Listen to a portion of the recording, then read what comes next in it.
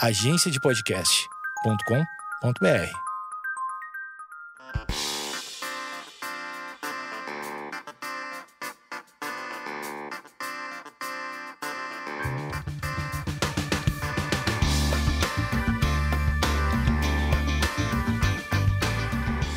Esquizofrenóias no ar.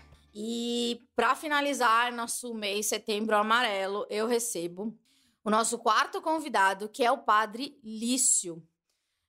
Vocês acompanharam o especial Setembro Amarelo com episódios muito ricos e eu tô com muito orgulho de finalizar com o Padre Lício esse mês. Lembrando que as pessoas não tentam ou pensam em se matar apenas em setembro. É importante lembrar que isso é uma luta no ano todo e eu acho que para sempre, porque os transtornos mentais vêm se popularizando e o sofrimento, infelizmente, também. Então, a gente tem que estar de olho sempre, não só em setembro. O Padre Lício tem uma história muito interessante. Primeiro, eu só queria fazer dois momentos pessoais antes de começar. Primeiro, é a primeira vez que eu tô gravando depois de ser indicada ao APCA de Melhor Podcast, que esse programa é feito por mim há 1 ano e existe um prêmio que é muito respeitado da crítica, do pessoal de rádio, e eu fui indicada. Eu trabalho em rádio há quase 20 anos e a primeira vez, e eu nunca imaginei que eu pudesse ser indicada ao APCA. Muito obrigada a quem votou em mim. E eu acho que no ano que vem, eu acho que é no final do ano que sai o prêmio. Então, mesmo que eu não ganhe, não tem importância, mas saber que estão olhando para um programa como o nosso e com um tema tão importante é uma honra. Sinto que eu estou no caminho certo. Agora, uma outra coisa, essa segunda vez nessa semana que eu vou a uma igreja. Vejam só vocês, eu de uma origem católica, sempre falo no programa. Essa semana eu gravei um podcast como convidada. O nome do podcast é Te Convido a um Cappuccino. E, pasmem, ele é apresentado por frades capuchinhos, que eles são franciscanos. Essa parte eu não vou falar muita coisa, porque eu posso... Se bem que a gente tem um padre aqui, depois ele pode explicar pra gente. E o tema é Setembro Amarelo, vai ao ar essa semana também. E pra mim, como eu já falei várias vezes, já recebi... Eu, que tenho um histórico com depressão, já recebi a unção dos enfermos 2 vezes, tenho bastante proximidade com o tema. Eu fico muito feliz que a igreja esteja aberta, finalmente, para debater esse tema. Então, procurem esse podcast. Sou eu e uma psicóloga, mais um frei, o outro apresentador, que é o Paulo. E tá muito legal, assim, porque o frei, ele segue a mesma linha do meu terapeuta, que ele também é psicanalista, ele é o... Vamos chamar de devoto do Carl Rogers, que é a psicologia humanista, que eu digo que, para mim, foi... se não fosse essa linha, eu acho que eu não estaria com uma abordagem tão empática como eu tenho nesse podcast.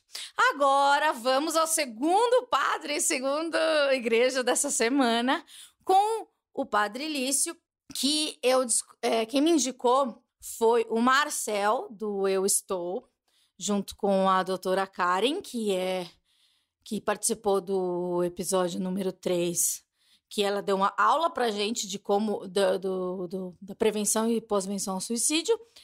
E eu vi, eles me contaram a história e eu fiquei, assim, apaixonada, porque, novamente, tipo, família católica e vendo que a igreja que tem pessoas na igreja que se preocupam e querem levar informação. O padre é palestrante. Bom dia, boa tarde, boa noite, né? Que as pessoas podem ouvir em qualquer lugar. Pode ser que elas estejam ouvindo em 2049 e a gente nem esteja mais vivo. Obrigada por me receber. É a primeira vez que eu não gravo em casa, mas eu vim aqui porque o trabalho do senhor é muito importante. Muito obrigada por estar aqui. Eu que agradeço, Amanda. Obrigado pelo carinho de você ter vindo aqui. Estou muito feliz de estar com você, para a gente poder falar desse assunto tão tabu e, ao mesmo tempo, tão importante, que é essa questão do fenômeno do suicídio. Obrigado pelo seu carinho de ter vindo. Um prazer enorme falar com você e com você que nos ouve. Tem um vídeo, se você puder assistir, procura o Padre Lício de Araújo Vale, procura na fanpage do Eu Estou, que é um projeto muito legal que tem no Facebook, e tem um vídeo de quase 20 minutos do senhor falando de uma maneira assim muito didática sobre a sua história com a depressão, suicídio, alcoolismo, etc. O seu pai, a história dele é um absurdo de triste. O seu pai, ele se matou... Quantos anos você tinha? Eu tinha 13 anos de idade. E era só você, seu pai, sua mãe e seu pai? Isso, eu sou filho único. Eu tinha 13 anos de idade e ele tinha 43 anos de idade. Ele era militar? Ele era militar da banda da Polícia Militar de São Paulo. Ele era saxofonista da banda da Polícia Militar. E um dia ele sai de casa, dá um beijo na boca da minha mãe, como sempre fazia para ir para o quartel, e no caminho se joga debaixo de um caminhão. E isso teve repercussões muito grandes na minha vida pessoal, na vida da minha mãe. Então, esse assunto do suicídio, Amanda, entrou muito cedo na minha vida pessoal. E eu, como todos os sobreviventes de suicídio, né, nós que perdemos entes queridos, amigos, colegas de trabalho, né, vocês já acompanharam o podcast, já deve ter esse conceito, já sabem, né? Nós somos chamados sobreviventes de suicídio. Nós, sobreviventes de suicídio, sempre ficamos muito abandonados.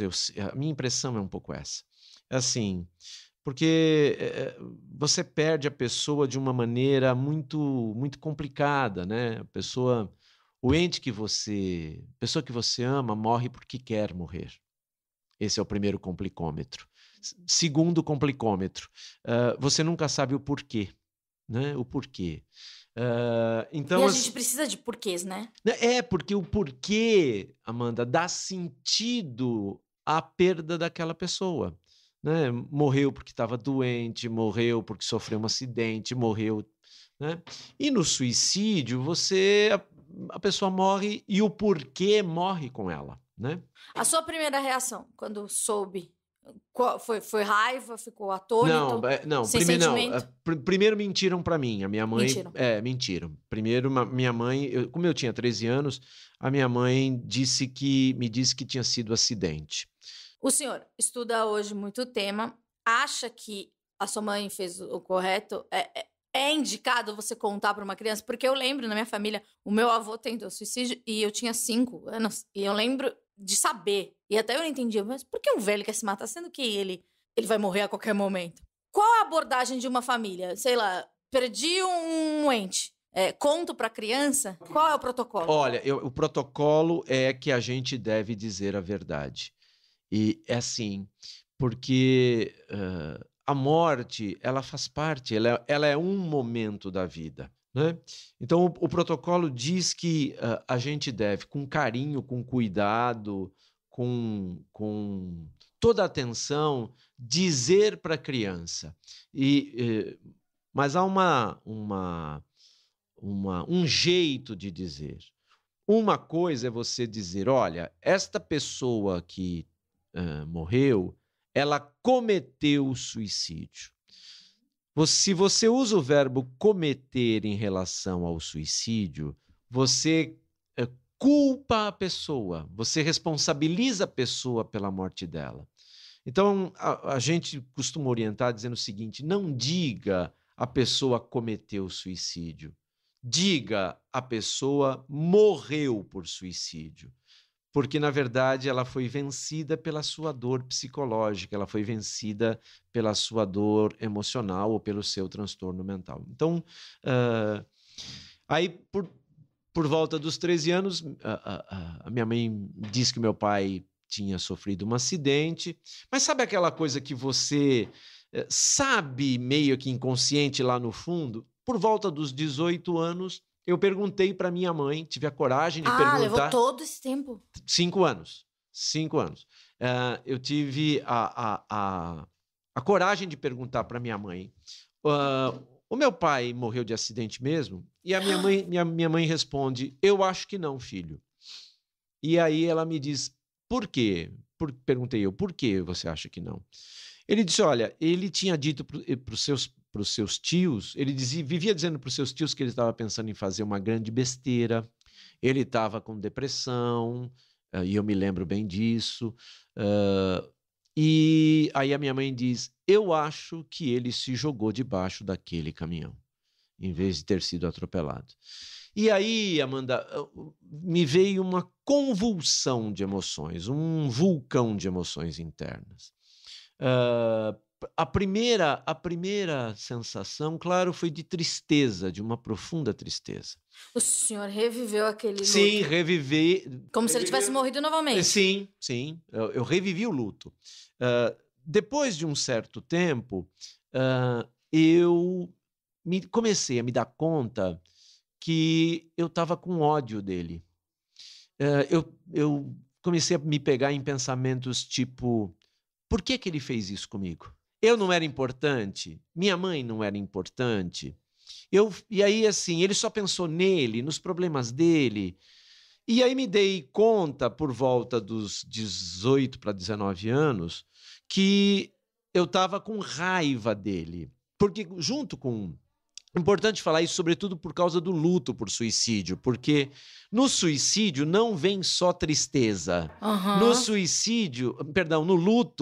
No luto não vem só tristeza. No luto vem também outras emoções.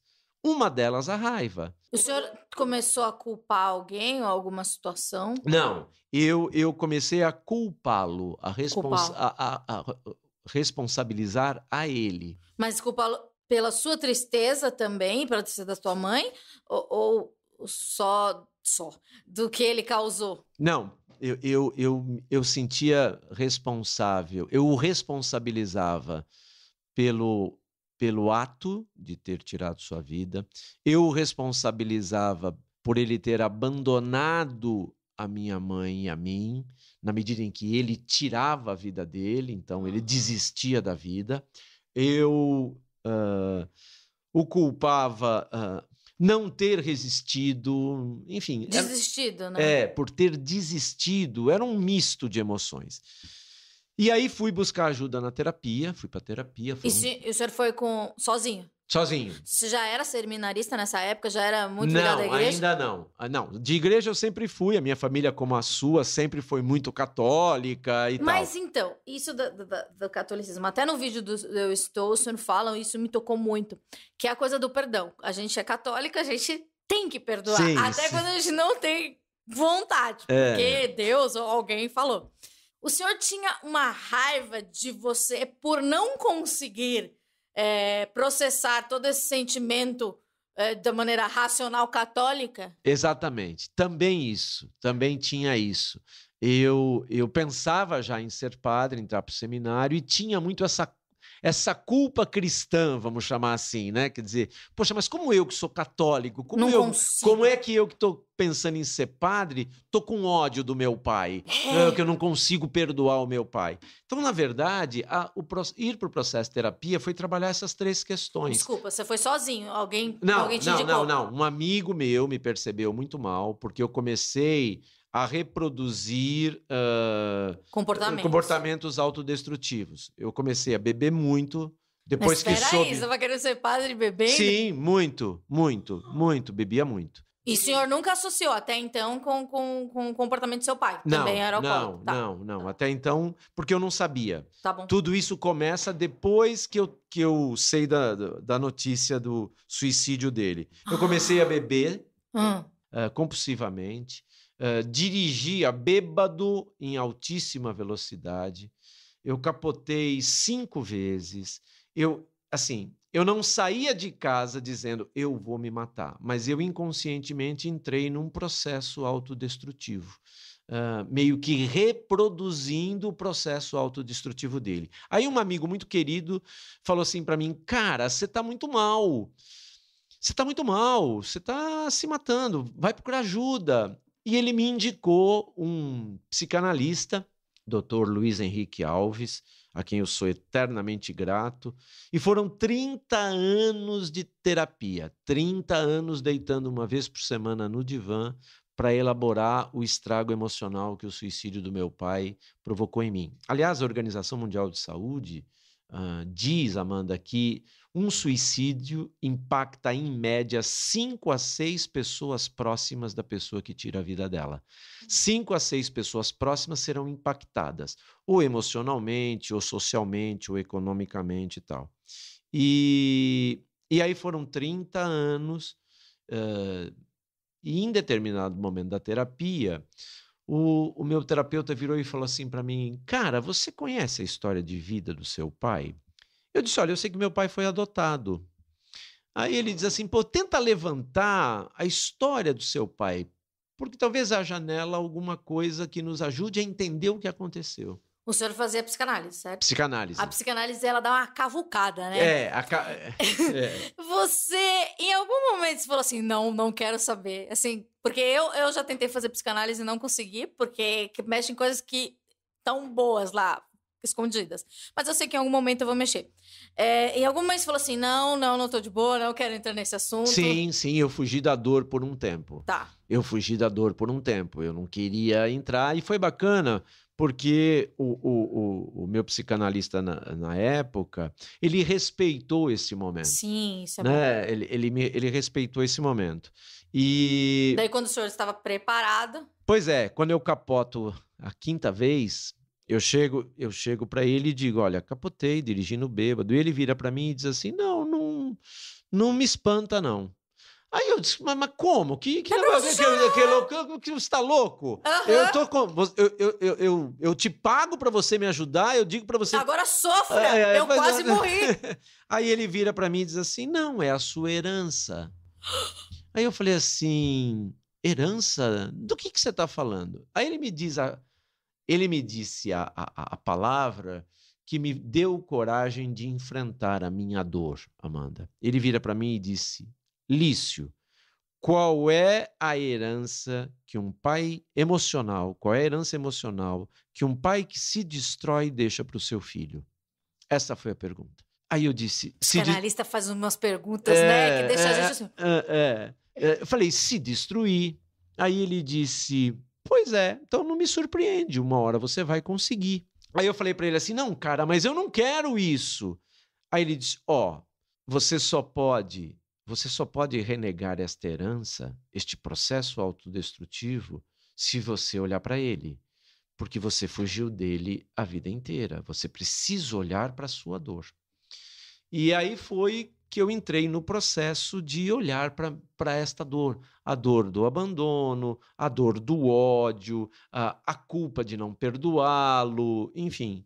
E aí ele virou e disse, olha, tenta levantar a história do seu pai, né? E aí eu fui resgatar a história do meu pai, né? E que foi fundamental no processo todo para eu poder, pela primeira vez, ter empatia, me colocar no lugar dele e perceber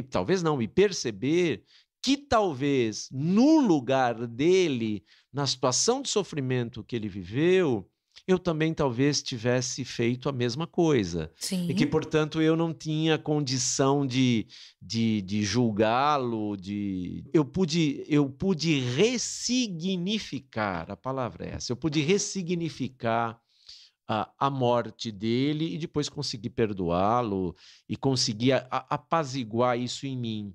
E isso foi tão legal porque depois inclusive isso hoje virou meu trabalho, né? Hoje eu trabalho com prevenção de suicídio, pós-venção em suicídio, enfim. Então, o processo terapêutico foi fundamental e foi fundamental resgatar a história do meu pai e entender o suicídio dele. História do seu pai. Tem um determinado momento no vídeo do Eu Estou, o senhor fala que ele era policial, então ele tinha contato com armas, por que ele fez de outra forma? Qual a história dele com o caminhão? Pois uma coisa que nunca fechou para mim, Amanda, era assim, nós tínhamos 2 armas em casa, ele era policial militar. Se jogar debaixo de um caminhão nunca fez sentido para mim. Porque era mais fácil pegar um revólver e dar um pipoco na cabeça. Sim. Bom, aí eu vou procurar minha avó, a minha avó adotiva, né? A mulher que adotou meu pai, e ela me conta uma parte da história do meu pai que eu não conhecia. Meu pai nasceu em 1926, no sertão da Paraíba, numa cidade chamada Catolé do Rocha. Filho de uma família sertaneja muito pobre. Em 1932, houve uma grande seca no Nordeste do Brasil. Aliás, uma das maiores secas no Nordeste do século passado. Eu costumo dizer, a seca de 1932 está nos livros de história do Brasil. E se alguém se interessar, vale a pena conhecer. Só procurar no Google, seca de 1932 no Nordeste. Para você ter noção, houve campos de concentração no Brasil, no Ceará, para conter refugiados flagelados da seca de 32. Então, é uma parte... Por isso que eu digo que vale a pena conhecer a história da seca de 32, porque a gente vai descobrir muitas coisas que a gente sequer sabe que aconteceram no Brasil. Muito bem, a seca é devastadora, a família biológica do meu pai perde tudo, e começa no Nordeste um grande movimento migratório. As pessoas saem dos sítios, né? A população naquela época morava na zona rural, não nas cidades, e começa um grande movimento migratório rumo às cidades, os flagelados fugindo da fome e da seca. Nessa época havia no Nordeste a figura do caixeiro viajante. O caixeiro viajante era um pequeno comerciante no Nordeste que tinha ou uma carroça ou um pequeno caminhãozinho e comercializava seus produtos. A minha família a família biológica do meu pai sai do sítio, ruma para a cidade, e na estrada a minha avó encontra o caminhãozinho do caixeiro viajante vindo em sentido contrário, né, da cidade para os sítios. E aí ela vai para o meio da estrada e grita, começa a gritar: para. Ele encosta, o caixeiro viajante encosta, e ela diz para ele, em bom nordestinês da Paraíba: moço, pelo amor de Deus, me dê comida para mim, para meus bichinhos, porque nós estamos morrendo de fome. Ele vira para ela e diz: eu tenho o que você quer, e você tem o que eu quero. A minha avó biológica começa a chorar, desesperada, diz: moço, nós estamos morrendo de fome, eu não tenho dinheiro. Ele diz: não, a senhora não entendeu. Não é dinheiro que eu quero. Dinheiro eu tenho, porque sou um homem rico, mas sou estéril, não posso ter filhos. E a senhora tem 6. Me dê um dos seus filhos e eu lhe dou 20 quilos de comida. Ele propõe para ela. A resposta dela foi: pode escolher. Aí ele vira e diz: eu quero aquele ali. Aí ela vira e diz: não, esse aí eu não posso lhe dar, não. Esse é o mais velho, me ajuda a cuidar dos irmãos. Aí ela pega e diz assim: leva esse, que é o caçula. Esse menino era meu pai. Ele tinha 6 anos de idade. E a última imagem que o meu pai guardou da família biológica dele foi essa. Ele, aos 6 anos de idade, entrando na boleia, na cabine de um caminhãozinho de um homem que ele nunca tinha visto. Ele chorando desesperado, dando tchau para a mãe e para os irmãos, trocado por 20 quilos de comida. A mãe e os irmãos chorando desesperados, dando tchau para ele, porque também não foi uma decisão nada fácil para essa mãe. E ele nunca mais os viu novamente. Esse caixeiro viajante, que foi o avô que eu conheci, amei, deu tudo para o meu pai. Conseguiu registrar, naquela época, ele levou meu pai para Natal, no Rio Grande do Norte, conseguiu registrar como filho legítimo, deu amor, deu carinho, deu afeto, deu estudo, deu dinheiro, deu tudo. Mas a dor do abandono nunca mais deixou o coração do meu pai. E ao me contar essa história, Amanda, a minha avó adotiva me deu a chave para eu entender a depressão dele, o alcoolismo dele, me deu a chave para eu compreender o suicídio dele. No caso dele, ele só tinha um jeito de tirar a vida. Era se jogando debaixo de um outro caminhão, porque o trauma, o abandono... Uma vida, a dor e o abandono foram gerados naquele caminhãozinho de 1932. E ele nunca falou nem para tua mãe? Não. Ele... ao entender a história dele, eu me dei conta de uma outra coisa, terapeuticamente falando. Ele teve dor e abandono. Ele só pôde dar para mim e para minha mãe dor e abandono.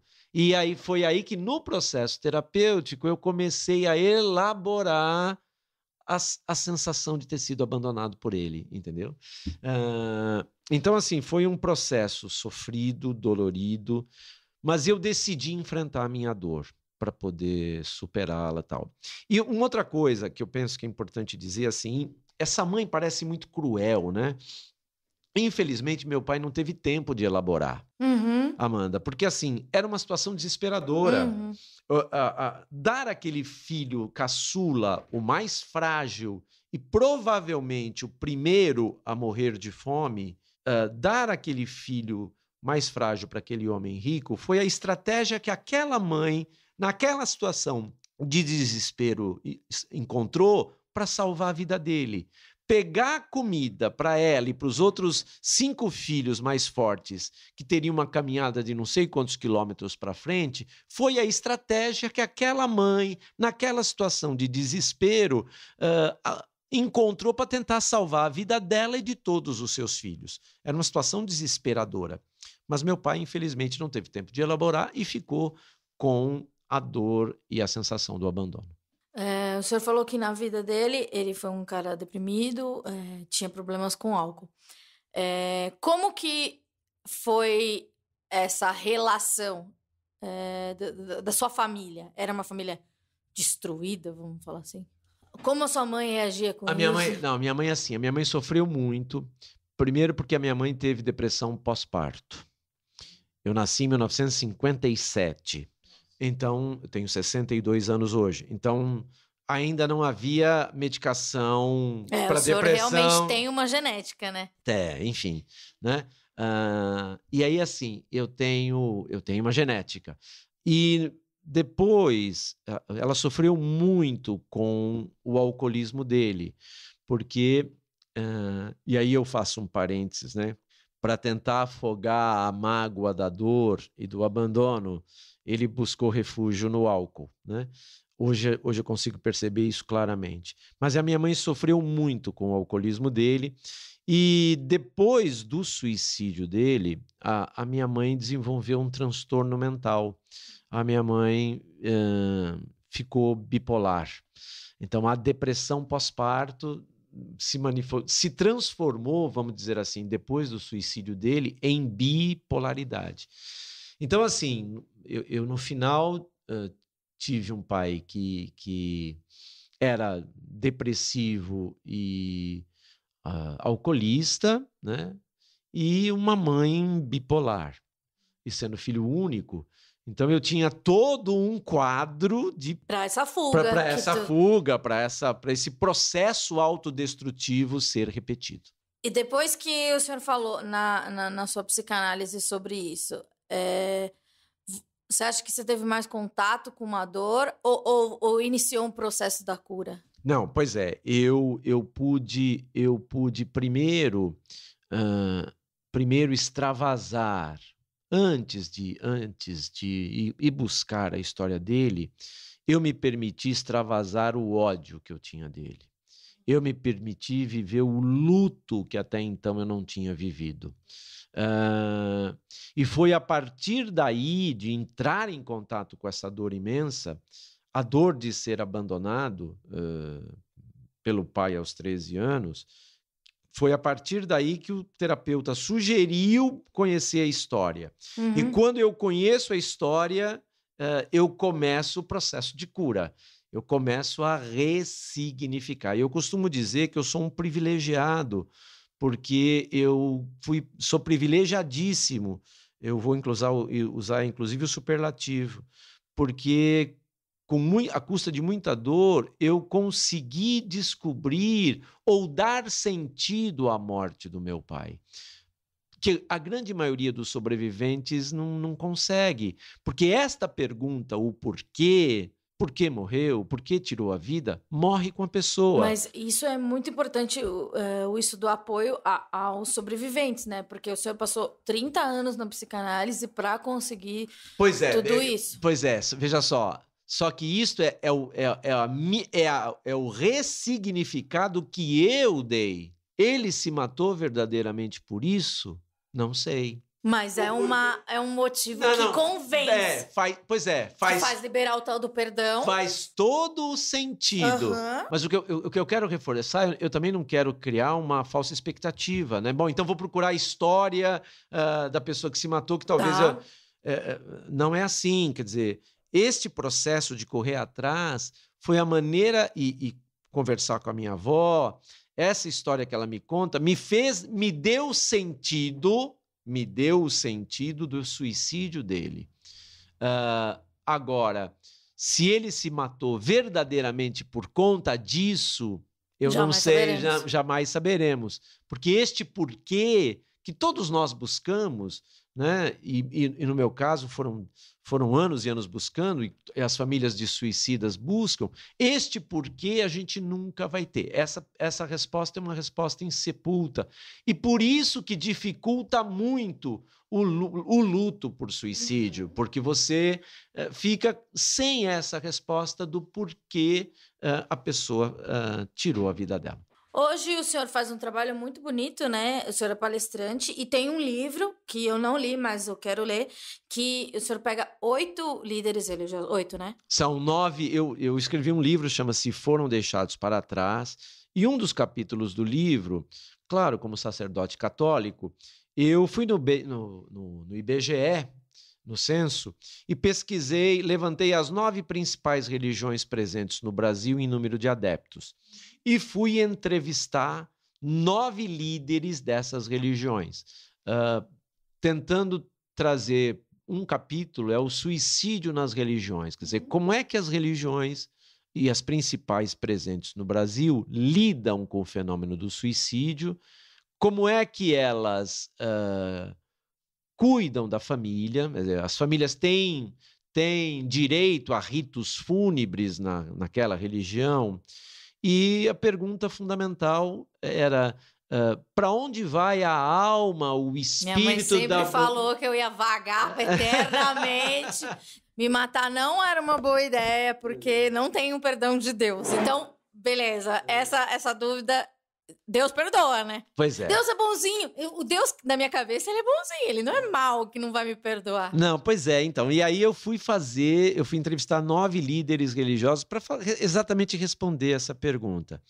E aí foi muito legal, porque foi uma experiência muito bacana, porque eu não queria ler livro, pesquisar na internet, sabe? Eu queria de fato entrevistar outros sacerdotes, sacerdotisas. Por exemplo, eu tive num terreiro de Umbanda, entrevistei uma sacerdotisa de Umbanda, né? Não se chama mais mãe de santo, agora chama-se sacerdotisa de Umbanda, e aí fui atrás, né? Então entrevistei um rabino judeu, entrevistei um sheik muçulmano, de uma mesquita muçulmana, entrevistei uma pastora da Igreja Batista, dos evangélicos protestantes mais tradicionais. Neopentecostal também?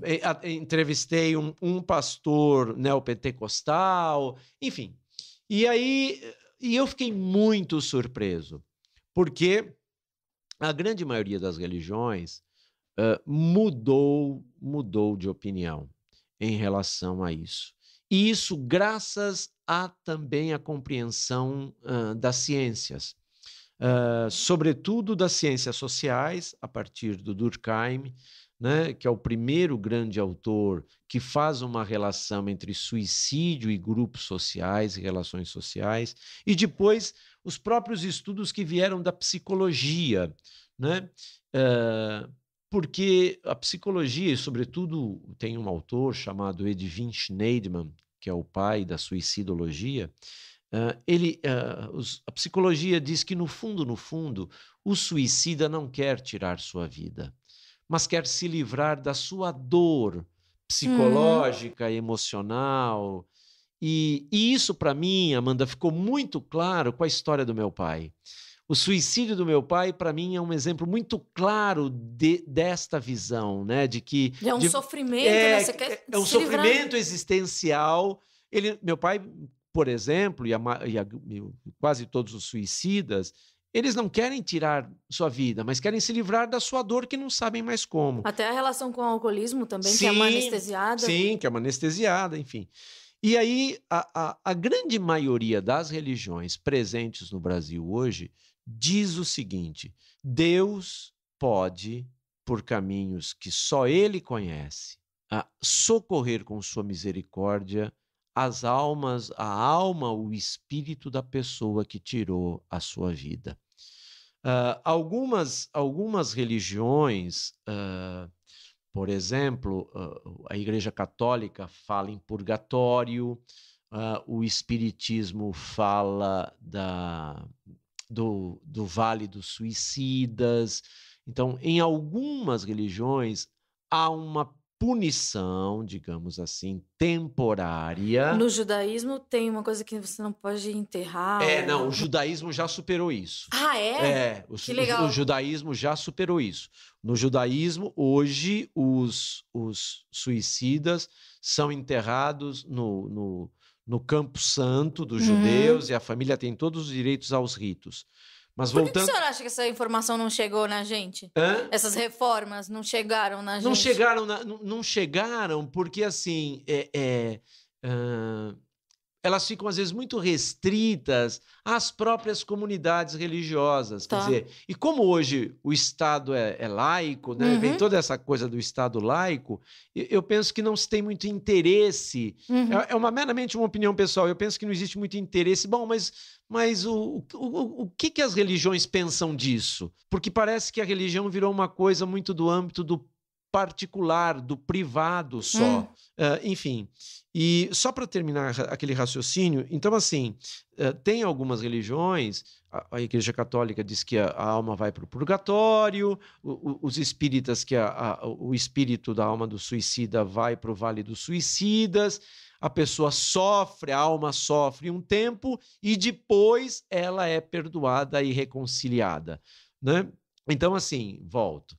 Hoje, a grande maioria das religiões diz o seguinte: Deus pode, por caminhos que só Ele conhece, dar ocasião de arrependimento e salvação para as pessoas que se matam. Deus é capaz de perdoar as pessoas que tiram sua vida. E isso, Amanda, está ligado a uma coisa cultural, que veio da Igreja Católica, mas está ligado a uma coisa cultural, que entrou na sociedade ocidental, que é essa história de que quem se mata vai para o inferno. Vai para o inferno por quê? Porque pecou contra o 5º mandamento, que é não matar. Né? E por que eu digo que isso entrou na cultura? Porque no início do cristianismo não era assim.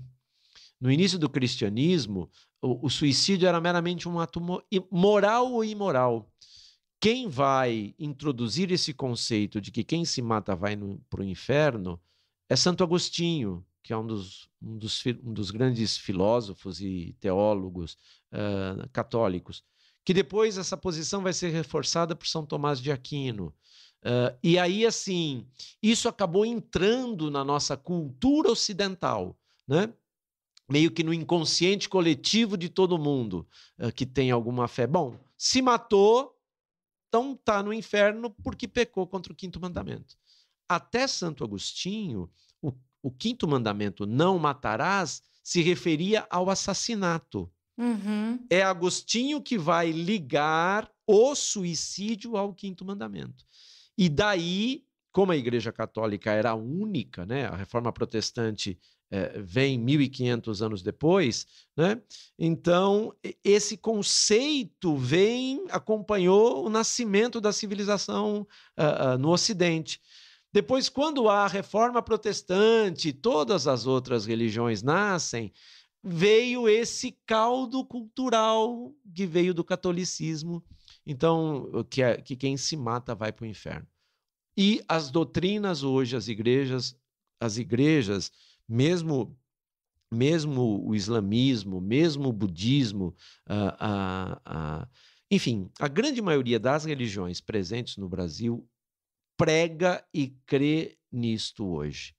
Deus pode perdoar e dar salvação e vida eterna feliz às almas e aos espíritos das pessoas que se mataram, porque só Ele verdadeiramente conhece as causas e sabe que a pessoa não quis tirar sua vida. Voltamos para o conceito da psicologia. Se é verdade, e é verdade, que o suicida não quer tirar sua vida, mas se livrar da sua dor, ele não tem intenção de pecar contra o quinto mandamento, contra a vontade, ele não tem intenção de se matar, de tirar sua vida, entendeu? Pensando aqui, esse programa pode ser muito bom para as famílias religiosas, né, que devem sofrer e imaginar que a pessoa está num lugar horrível agora. Eu acho que pode ser um alento para famílias que sofrem por pessoas que tiraram a vida e acham que tá amargando alguma coisa horrível. Você sabe que isso é devastador, Amanda, para quem tem fé. Por exemplo, a minha família é extremamente católica. Nós não tivemos direito de celebrar a missa de sétimo dia do meu pai. Nós não tivemos direito de celebrar a missa de mesma festa.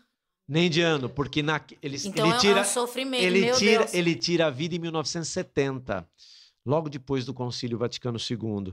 E naquela época a igreja ainda dizia que as almas das pessoas que se matavam estavam no inferno. Uhum. Ora, se estavam no inferno, não tem sentido fazer rito religioso.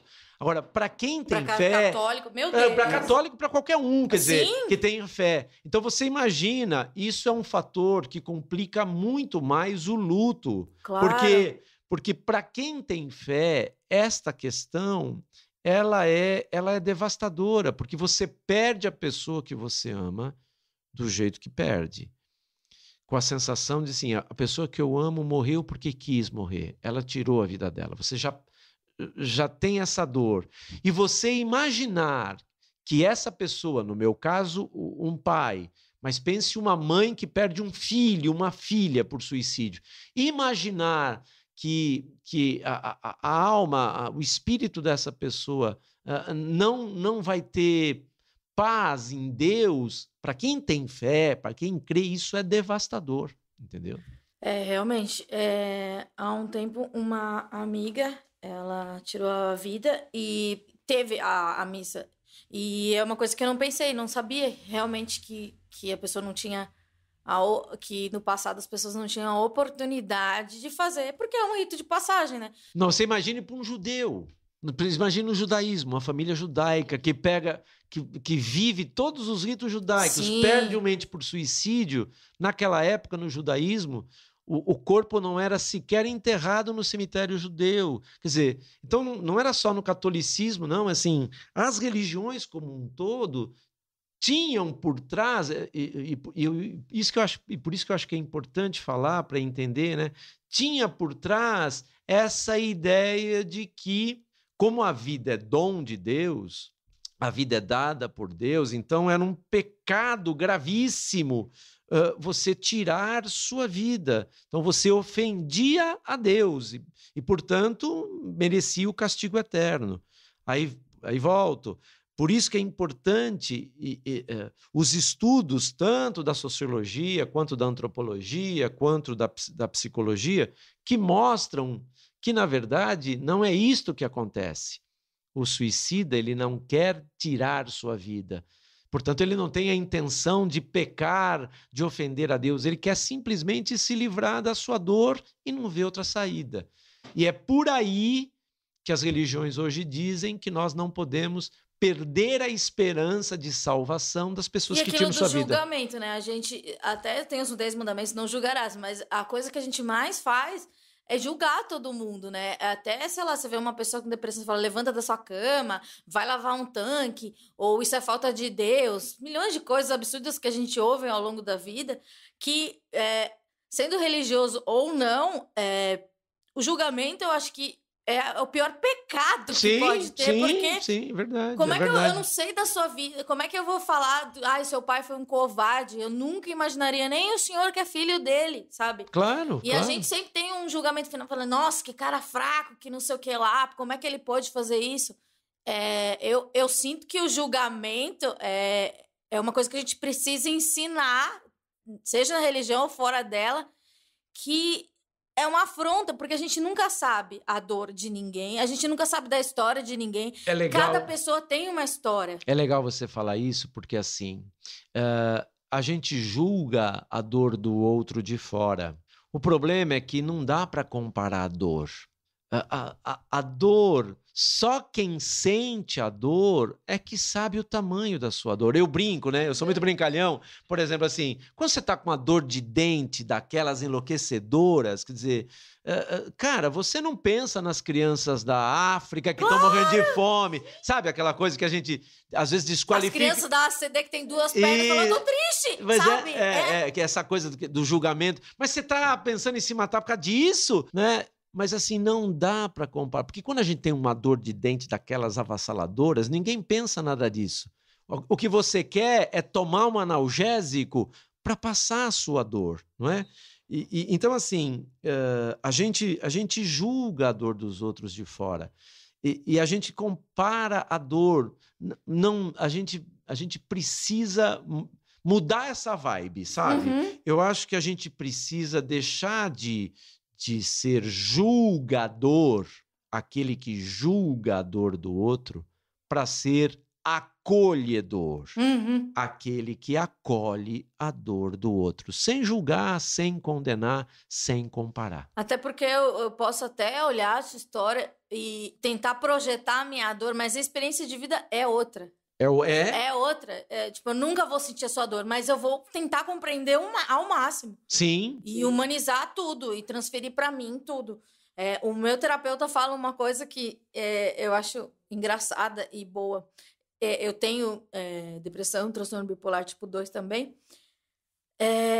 Ele fala, Amanda, o seu problema, ele é um calo, mas ele dói como uma metástase. Então, a gente tem que tratar essa dor. Porque se alguém olhar para mim, olhar para o meu histórico e ver que eu não tenho tantos sofrimentos para ter desenvolvido tudo isso, as pessoas vão julgar e vão falar assim, nossa, mas é tão simples, né? Só toma um remédio, faz terapia e fica quieto. Mas só eu sei como essas coisas, como os fatores externos e a minha genética faz com que, como eu me sinto, a gente não sabe. Você sabe que tem uma grande suicidologista no Brasil, a doutora Karina Fukumitsu. Ela tem uma frase que eu gosto muito.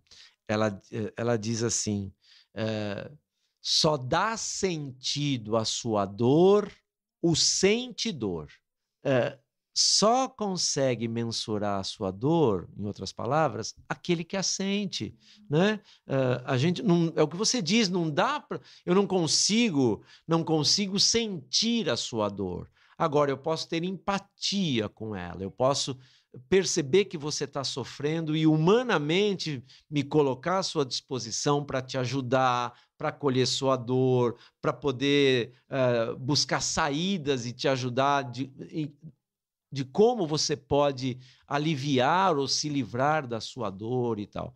Por isso que eu volto. Eu acho que a gente precisa, e isso é um outro fator que eu penso que é importante para o tabu em relação ao suicídio, né? É isso, a gente julga, a gente é sempre pronto para julgar. Você falou de uma outra coisa que eu acho bacana a gente falar, que é a questão da depressão, né? Que você diz assim, e isso é muito comum, né? A pessoa é julgada, é vagabundo, é preguiçosa, tá com frescura. E né? é julgada dentro de casa. Né? Sim, e são as pessoas que querem te ajudar. Falam, mas as crianças da ACD não têm pernas e você é tão bonita. Daí eu falo, eu queria não ter perna e ser feliz. Eu penso que é importante a gente falar disso, porque isso é um outro tabu. Uhum. Eu costumo dizer o seguinte, a pessoa com depressão, ela às vezes não sai da cama, nem do quarto, nem do isolamento, não é porque ela não quer, não é uma questão de querer, é uma questão de não poder. Para usar o teu exemplo da criança da ACD, você vai diga para uma criança ou para um adulto que está com fratura de fêmur, quebrou o fêmur, diz para ele, vamos, levanta, sai dessa cama, vamos, você está com 2 pernas. Ele não consegue, porque a perna está quebrada, o osso está quebrado. Qual que é a diferença? A diferença é que quando é no físico, a gente vê a quebradura.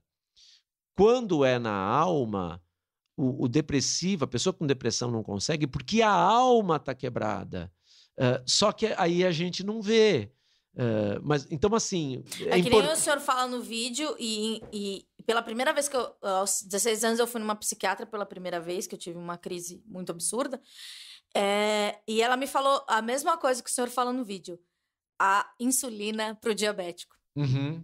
Você não questiona se você precisa de insulina ou não. É a mesma coisa, você não questiona, você fala, será que eu preciso desse remédio? Será que não sei o que lá? Você aceita.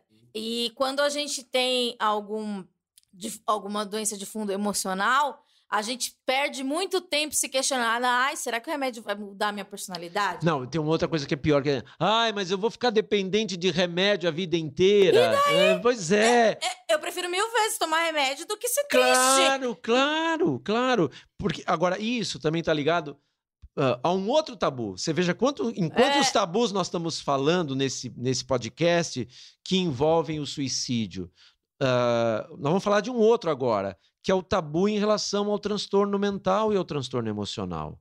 Porque, assim, né, experimenta você chegar para alguém, amigo seu, e diz, cara, como esse amigo fez comigo, cara, você tá mal, procura um psicólogo. A maioria das pessoas vai responder assim, eu não tô louco, vai você. Por que o senhor acha que até hoje, 2019, você vê que até as religiões tratam o suicídio de maneira diferente, coisa que eu aprendi hoje, por que até hoje as pessoas acham que o transtorno mental a gente tem uma coisa de falta de controle ou autocontrole? Sabe por quê? Isso está ligado ao histórico de como a saúde mental foi tratada no Brasil. Lembre-se que até alguns anos atrás, os loucos, entre aspas, né, os portadores de doenças e transtornos mentais, eram internados em manicômios, em hospitais psiquiátricos. Eles eram isolados para não importunar, entre aspas, os saudáveis. E aí, psicólogo e psiquiatra virou médico de louco. Então, o preconceito, o tabu em relação ao transtorno mental, ao transtorno emocional e aos profissionais de saúde mental, então psicólogo, psiquiatra, vem daí, vem de como a doença mental historicamente foi tratada no Brasil. Então, por exemplo, meu pai, em 1970, foi internado num hospital psiquiátrico e tomava choque elétrico.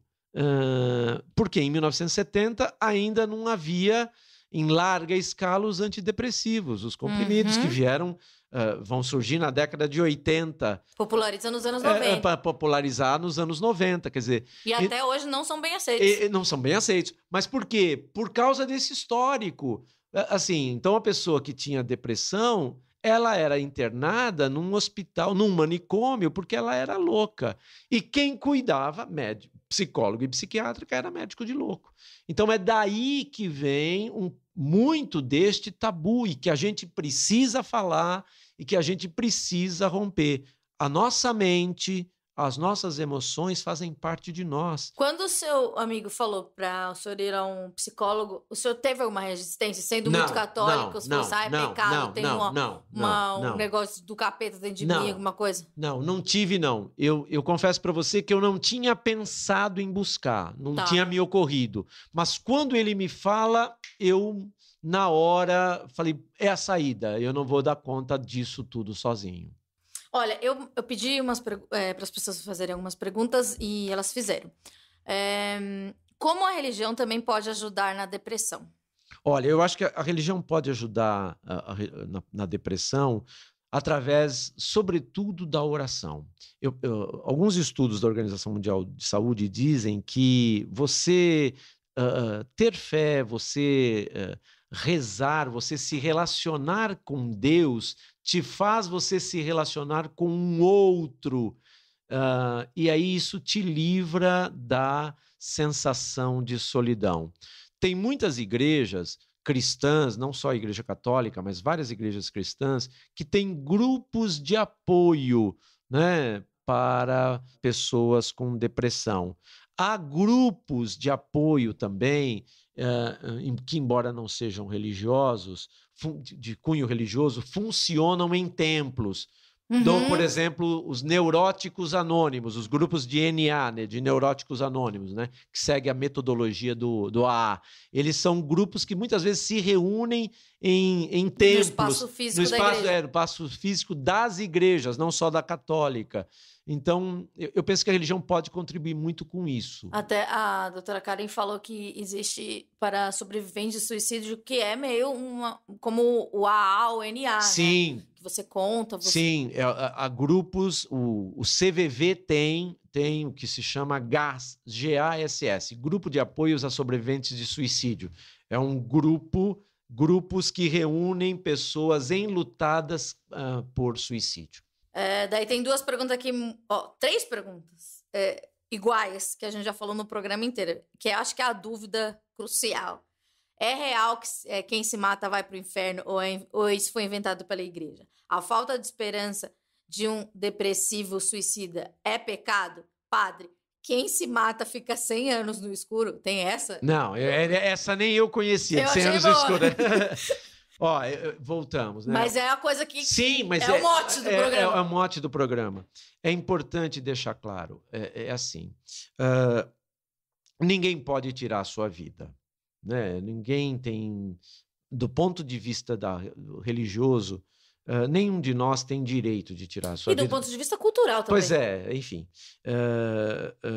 Mas como padre católico, estou falando aqui do ponto de vista da religião e das maioria das religiões. A vida, do ponto de vista religioso, a vida é dom de Deus. Ninguém pode tirar sua vida, porque essa vida é dom, é graça, a gente deve vivê-la intensamente, da melhor maneira possível, tal. Agora, se provocado por vários fatores emocionais, sociais, mentais, se a pessoa tira a sua vida tentando lidar com a sua dor, ela pode ser perdoada por Deus e não ir para o inferno. E o que eu estou querendo dizer com isso? Você não precisa sofrer sozinho. Se você está com dor emocional, se você está com transtorno mental, se você tem depressão, ansiedade, angústia, bipolaridade, se você perdeu alguém como eu, uma pessoa que você amava muito por suicídio, você não precisa sofrer sozinho. Busque ajuda, busque profissionais de saúde mental. Há vários grupos na internet que ajudam, grupos presenciais, que já falamos aqui do NA, do GAS, do CVV, enfim. E tenha claro o seguinte, Deus ama e Deus é bom. Deus é bom, Deus quer salvar todos os seus filhos, porque Ele é Pai. Deus é Pai, gente, mas Ele nos ama com amor de mãe. A Ana pergunta, como lidar com pais que acham que depressão e suicídio é frescura? Essa é uma questão muito difícil. E ela é vivida por muitos adolescentes, né? Que às vezes vão pedir ajuda para os pais e os pais não reconhecem isso. A dica que eu tenho dado e o feedback que eu tenho tem sido positivo.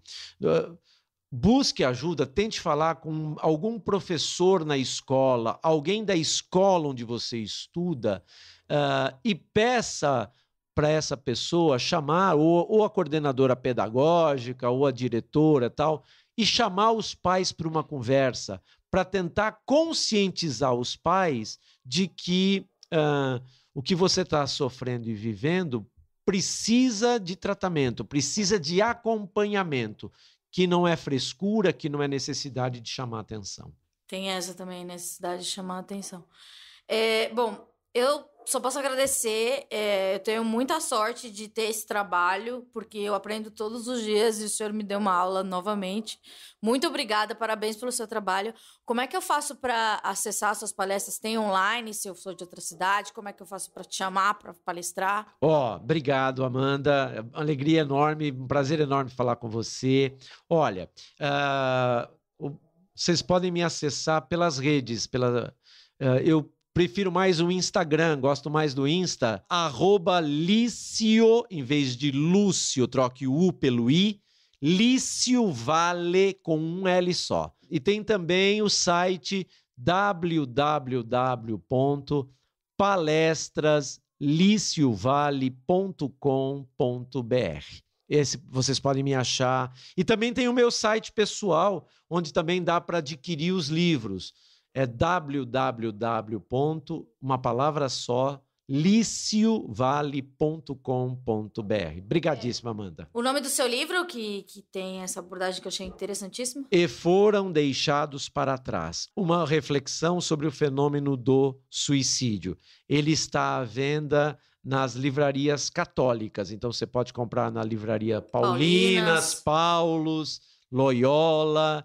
Eles estão à venda nessas livrarias. Bom, é isso. Esse foi o nosso especial Setembro Amarelo. Lembrando que não é só no setembro que você deve se preocupar com esse assunto. Você pode, se você chegou no podcast através do especial, pode navegar aí pelos outros episódios. A gente tem episódios sobre transtorno bipolar, sobre alcoolismo, sobre depressão, como ajudar as pessoas com depressão, ansiedade.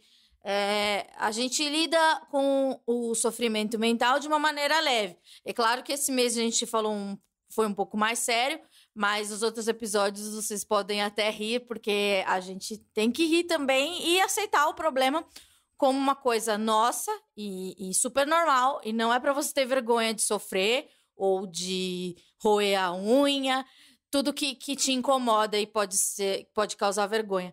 Semana que vem a gente volta. Deixa eu ver. Semana que vem a gente volta? Não, semana que vem a gente não volta, porque a gente vai ter um hiato. Eu vou pegar umas férias, mas a gente volta em novembro. Quer dizer, não, vai ter um episódio especial em outubro, que é do Dia da Saúde Mental. Então, e depois eu volto semanalmente em novembro, tá bom? Um beijo pra todo mundo e paz nos estádios. Beijo.